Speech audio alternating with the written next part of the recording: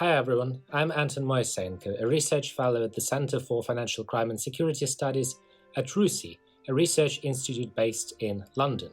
During the panel on beneficial ownership transparency at the recent International Anti-Corruption Conference, we discussed a fairly broad variety of issues related to beneficial ownership disclosure, ranging from the experiences of one country, that is Panama, in implementing beneficial ownership requirements, to the importance of knowing who actually owns companies in the context of the global pandemic that we're currently experiencing, to, in the case of my particular presentation, the issue of how states can not only collect beneficial ownership information, but make sure that it's actually useful for financial crime prevention.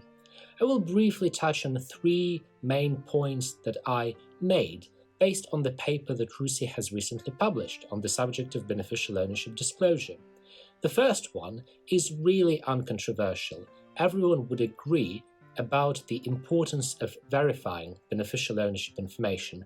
Whether you're the government of a British overseas territory or an investigative journalist, you would accept the very simple principle of rubbish in, rubbish out. You've got to verify beneficial ownership information, and there is no cost-free way of doing so. You've got to have either a centralized registrar with the responsibilities for verifying beneficial ownership information, or you need to place that burden on regulated businesses, such as financial institutions or trust and company service providers. The second important point relates to what we call external validation of the way in which a country approaches beneficial ownership transparency. Often you would hear jurisdictions praising themselves for being extraordinarily effective in collecting verified beneficial ownership information and sharing it internationally with competent authorities on request. That might well be true, but the problem is there is no way of actually independently verifying those claims and making sure that the system is quite as good as it's held out to be. And that is why we propose a system whereby the Financial Action Task Force would collect responses to a questionnaire from various countries about their own experience of requesting beneficial ownership information from other jurisdictions, and whether that information was of satisfactory quality and provided in a timely manner.